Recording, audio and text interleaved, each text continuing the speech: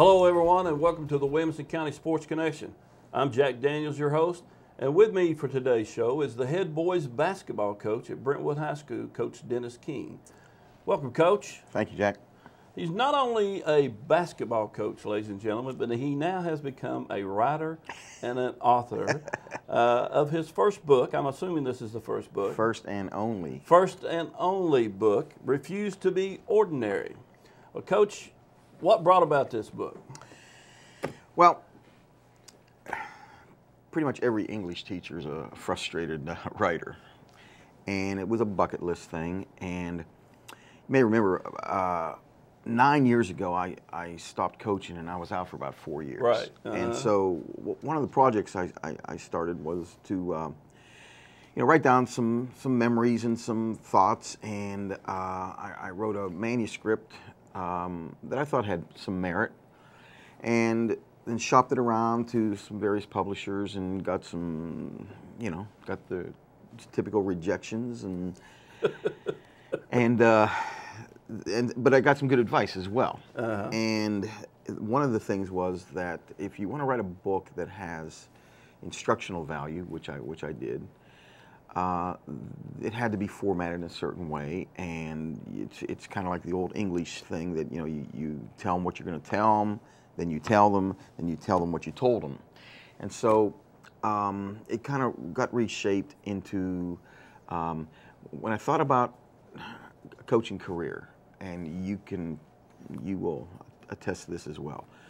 Coaches learn as much or more from their players than they impart to them, and it started to come together. And in our locker room, we have this phrase, "Refuse to be ordinary," and that came about just by in our TV pro kid was interviewing me a number of years ago, and that statement came out of my mouth, and our bus driver, Rock Campbell, saw it on the cable, and he said, "Man, I like that phrase." He said, "I really like it." I said, "Well, if Rock likes it, maybe there's something to it." Mm-hmm. So, based on that, the 10 championship traits that I've observed in players, and I thought I would write about the trait, my understanding of it, then have a personal story of inspiration from a player that most illustrated it. And then the third and final thing was to get quotes from great thinkers, writers, philosophers that address the quote in a very eloquent way. So there you have the three things that I'm hitting. And I also, I hope you noticed when you read it through this weekend. Did you read every page? Coach, I'm going to tell you, when we met, was it Friday at lunch or Thursday at lunch over Brentwood, and you handed me the book, and we set up the show, and then I said, well, I'm going to read Coach's book before we do this show on the Sports Connection. And I started reading it, and Coach, it was a great read. And it's another book. It's a book that I would definitely reread again. Oh, that's now, I will tell you this. I could tell it was written by an English teacher, because there was not a dadjimmit or a dadgum. Not one of those lines which I used in my many years of coaching, and I've been out of coaching now about 2.5 years. But I hadn't started to write my book yet, Coach. You. But if I'd ever do, you may have to proof it for me. I'll be glad. I'll ghostwrite it for you. And there's one other thing in there. You was talking about some of the comments or the things at the end of each chapter where you go and get quotes from people. Each morning as I drive to work about 5:49 on Station 102 out of Huntsville, there's a guy named Earl Pitts that comes on every morning and gives his philosophy. And he starts out by saying, "You know what makes me so mad?" And then he gets going. Well, I didn't notice any Earl Pitts in this book, Coach. You did a great job. But no, I did. I got through the book. I've actually had to finish it up early this morning as I came to work early. Awesome. Yeah. Awesome. Well, maybe the next edition will have Earl Pitts in it, man. But right now it's Ralph Waldo Emerson. But what I was starting to say was that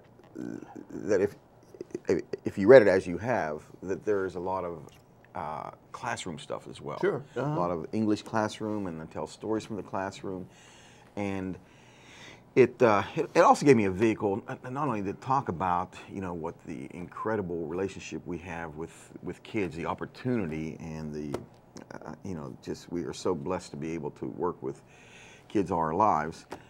But we also work with them in the classroom, and there's as rich an experience in the classroom as well that I hope I was able to bring into the book as well. Mm-hmm. Definitely, some of the stories you brought in.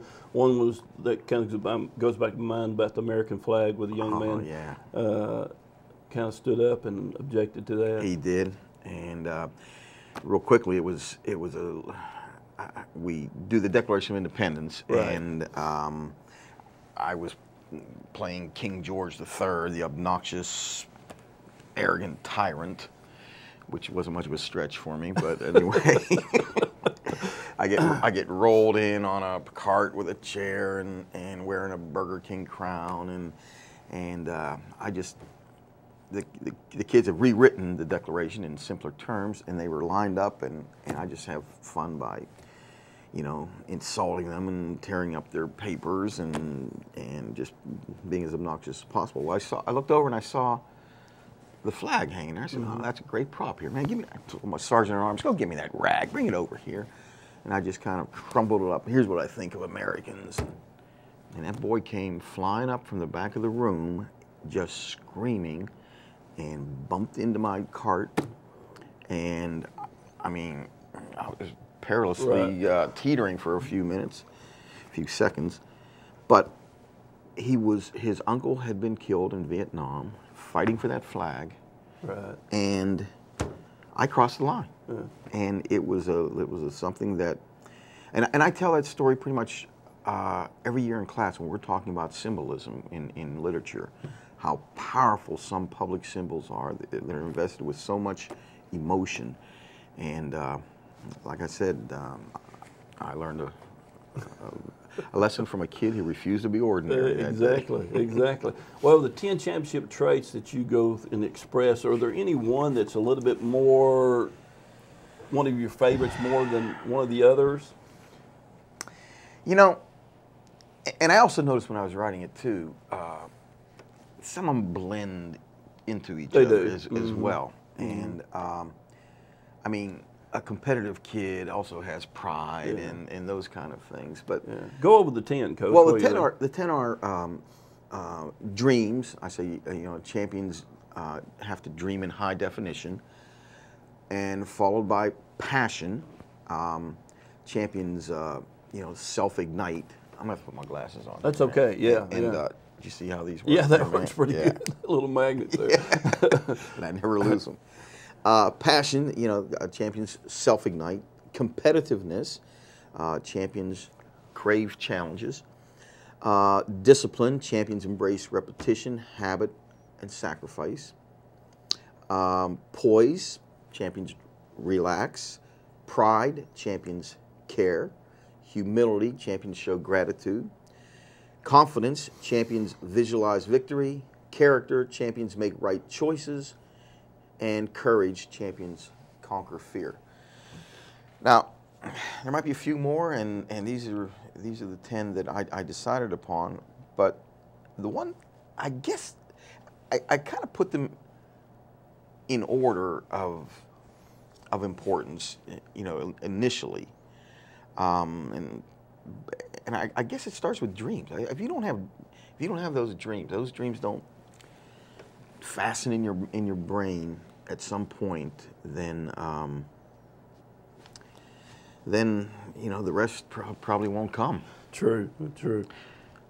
Now I talk about when I can remember the moment when I was bitten by watching a great young high school basketball player. I'm sure, was there an idol that you had, or some game or moment? As I look back over a lot of things, I kind of go back to my dad. My dad was a big influence on me. He was my Little League baseball coach. And when you're very impressionable, when you're a 10, 11, 12-year-old, and his passion about working with kids and being out there with us and trying to encourage us to be the best that we could be was probably one of the biggest influences in my life, and probably led me to the point in which I wanted to be a coach one day.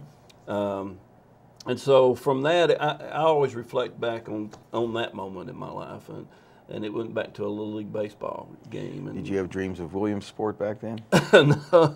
No, we played Dixie Youth back then, and, Okay. and the Williamsport Little League was, we didn't even know anything about it in our little small community, but definitely is I tell you, the kids from Goodlettsville, those kids, an amazing experience that they'll always remember, and Oh my goodness, they did a great job representing the USA and the state of Tennessee. Yeah, and being from Pennsylvania, Yes, yes. we've always Williamsport was the mecca of Little League baseball for us. Right. Never even got close to getting there, but I just can't imagine what those kids are feeling like. But did you see the 30 for 30 on the? No, I did not. On the team from, I think, Oregon or Washington that won it in the 80s. No. And it's just kind of, when you're 12, 11, and 10 years old, to be the focus of the world and what that can do to you. And they had this big old blonde-headed pitcher that went on to be, he played offensive line and got buried in anonymity in football. And yeah, I mean, he turned out pretty well, but it can be dangerous to expose a kid to that kind of those accolades that early. Well, one of the things, as I read through the book, Coach, I noticed that you always put your personalized story to each of one of the traits, the things that have happened to you through your coaching career as you started back in Slippery Rock High School, and the young coach that you were. And then I kind of saw that how you, I don't know if you call it, got easier or more mellow as you went through your years of coaching, from being so hard-nosed when you were making them do the suicide runs out there. What big change, I mean? Well, I think it's a natural maturation that we all go through, and as we're young and insecure and think we have to prove to these kids we're tougher than they are and they will listen. I say it springs from a well of insecurity mostly, and as you get older you realize that, and I quote Coach Saban in here, saying that it's correcting the skill, not screaming just to make yourself appear to be the authority figure, and that coaching through fear is counterproductive. But we still have to do a little bit of it. You do, and you open a can every once in a while just to make sure they know. And there's an expectation of it too. And I talk about how different kids respond to high decibel coaching. Sure. Some crave it, some need it, some want that attention because it's an expression of care, whether that sounds contradictory or not. But on the other hand, there are kids that just shrink from it, that you just ruin with it, and there's other kids it's a delicate balance. So and that's the art of coaching, as you know, is just know what buttons to push, and each kid's different, unique, and you just have to, you're a symphony conductor. Well, a lot of parts of the book that I could relate to were when you were talking about kids that I knew when I was at Brentwood, or that I'd been around, and when you talked about Coach Boucher, when he was a player for you, and when he came over from Brentwood Academy, and how hard-nosed of a kid that he was, and I mean, kids like A.J. Crow, that wasn't all that gifted. Did he play for you at all? Yeah, he was. He was there, and he played. I left his senior year. Okay. And went to Page High School. I was at Page in 2007. So AJ, I think, was maybe a junior even in 2007. Right. But when you put those kids and coaches like that in a book like that? Do you have to get permission, or how's that work on that writing? I called or actually emailed the school district attorney, and he suggested that I do get permission. Okay. And so, I mean, I have permission from all of them from their, through email permission. Right. Exactly. Just to cover, but. There's one or two I couldn't find. There was one of the boys from Slippery Rock. We just couldn't find. They said he was living in Colorado somewhere. It was a dead end trying to reach him. So I hope it's flattering enough that he doesn't object to anything. I didn't know if you had to use a substitute name for him or something like that. Or you still use? I did use one substitute name. Okay. Not for a player. Oh, okay. But one of the stories in there that I thought might be a little unflattering from an opposing player. Sure. So I changed the name there. Yeah. But as a matter of fact, one of my great coaching friends from Pennsylvania called me, and he had read the book, and he said, there's just one thing, man.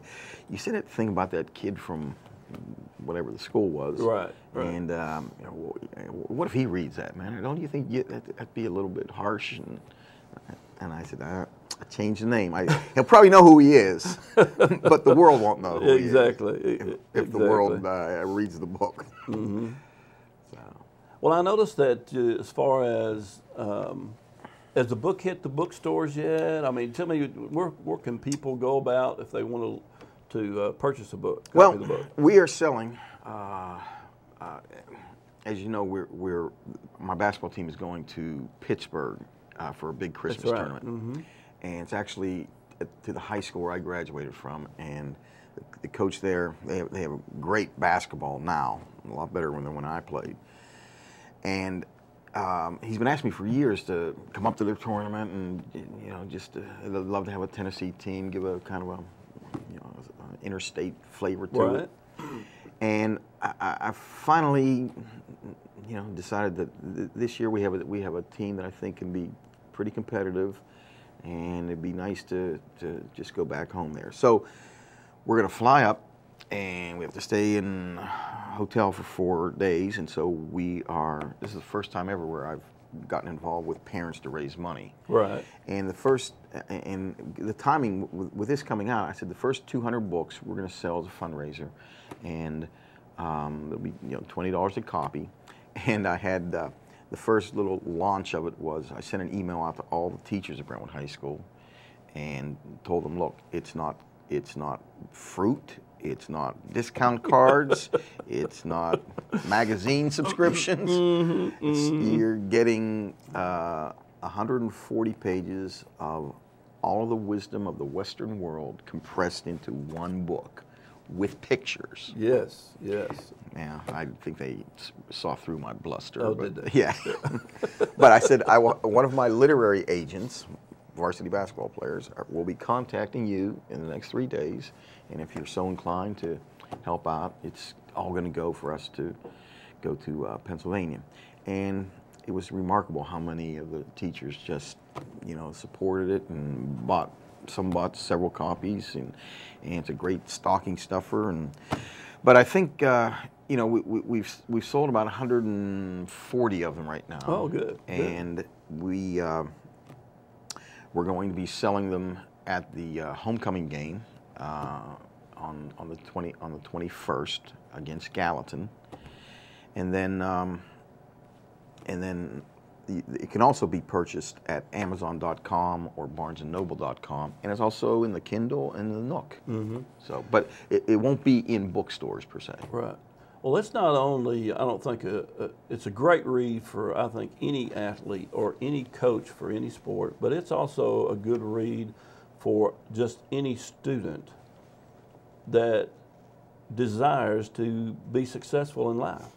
Because the traits in which you bring out are traits in which is going to make you be a successful person, I feel like, a parent even as you grow older, a successful business person, or whatever that you choose to do in life. Those traits are going to follow you all the way through life.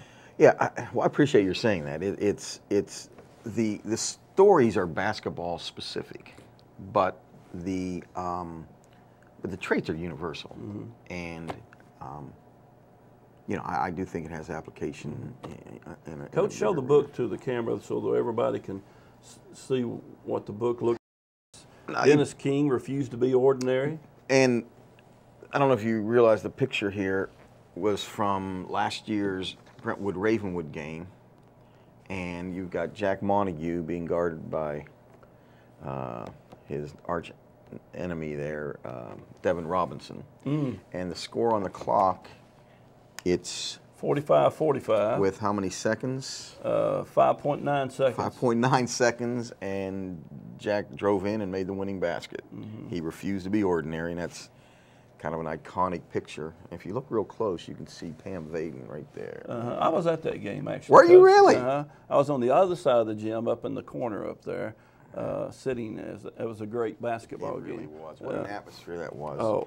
Ravenwood brings their crowds are just unbelievable. And I thought it would. That after several years, it would you know, wouldn't be as strong as when it was a brand new school. But they just pack a huge gym, and I'm just so impressed with their student body and community. I was actually, last week, I was over at their homecoming this past week, and I went and attended their homecoming pep rally because it is a special place when it comes to the student body and their enthusiasm and their pride that they have for their school. So, yeah, I agree with it. That place is pretty special. I think you helped launch that in the beginning over there, and it's been maintained. Well, Coach, we'll get back to your book here. You speak quite a bit about Coach Boucher. Yes. I want you to talk about him just a little bit. You know, he's been with me for, he had 2 different stints with me. He literally has been part of the program since he was in 10th grade. As a player, as a coach, even when he was college, he would just come back and he'd bring in players from all over the city to play against us. And then I'd let him coach summer league games as a college student. You know, he just had such a hunger to coach and to be a part of it. And then he, of course, has had 2 stints in the county as head girls coaches. And when I decided to come back after a 4-year hiatus, you know, that was one of the contingents that I would do it if you come back. And as you know in the book, he committed, he came, and then when he had to tell his girls down there at Centennial, they were brokenhearted, and I said, nah, go. Yeah, I said, John, you're fighting a losing battle down there. If you want to hit your head against the wall, go ahead. But this job is open for you in a year if you change your mind. Right. And he did come, and not only that, but his daughter is a senior now at Brentwood. Oh. And Brennan is. Time flies, man. Oh my gosh! I remember she was just a little bitty. Oh, I know. She was like. I have a video of her in my coach's office when she's like 2.5. Right. Because I came to Brentwood in '97, and I can remember back, you know, during that time, 15 years ago. So, yeah, and she's grown into a wonderful young lady, and she takes a lot of pride in this book here. I'll tell you. But now John. Just, you know, he is the focus of the last chapter on courage, and you know he's a big Southern history Confederate buff, and my closing comments were if the South had a few more guys like John Boucher, you know, there'd be a confederation down here with their own country. I remember the part of the story you're talking about when he came over from Brentwood Academy, and he was going up against the number 1s and always kind of grabbing and pulling and tussling them up, roughing them up, and then this one kid got up and punched him in the jaw. Just flat out sucker punched him. Had enough. He just couldn't take it anymore, and John was just such a tenacious bulldog, not very talented, couldn't jump, was slow, but you know, as part of the alumni weekend that we're going to be doing. Tell us about that. We're having a big 30-year alumni basketball game, homecoming weekend, and we've got guys coming in from Florida and Texas and everywhere else, and we're having a round robin. There's so many guys that we're having 4 teams. 4 teams, okay. And their names are Bruins and Ruins. That's one team. Below the Rim, Slaves to Gravity, and the Bengay Raiders. Oh, are they broken up by ages? I mean, no, we decided to, the groups of guys that they're going to play with their class again. Okay. And we might put different classes together. So it might be like like a 2007 group with an 88 group. Oh. And so we sent out the partial roster just this weekend, and you should see the trash talking that is going on already, man. It has been the most fun getting this thing organized. And this summer, John Smithheisler, who's a class of 2000, he and I worked on kind of a 30 for 30 ESPN history of Brentwood basketball. So I've had to go back and never knowing I was going to do this one time. So we just scrounged around for as many tapes. Some of our players had stole tapes from me. We got those back, and just getting reacquainted with those teams has been one of the greatest pleasures of my life. To just remember, oh, he was really good, or this team, how did we beat that Oakland team that year? And we have this, and we found some old interviews, and we go back to a Rudy Kalis interview with Scott Corley, class of '86. And they did a little feature on him, and we plugged part of that into it. And so that's going to be part of the evening of that Saturday, where there's a golf tournament in the morning. Then there's the games. They'll play 2 games in a championship, and then big barbecue in the cafeteria, and then we go to Campbell Center for the premiere of Bruins for Life. Oh, Coach, send me a reminder on email, because I don't want to miss that. That's going to be something pretty special. You have an invitation and some free barbecue. Oh man, it sounds great. Well, I appreciate you being with me today. And again, Coach's book, Refuse to Be Ordinary. Yeah. You can purchase it right now from the basketball players at Brentwood High School. Or we're selling them in the front office. On the front office. Then we come to the front office, or Amazon.com, or whatever.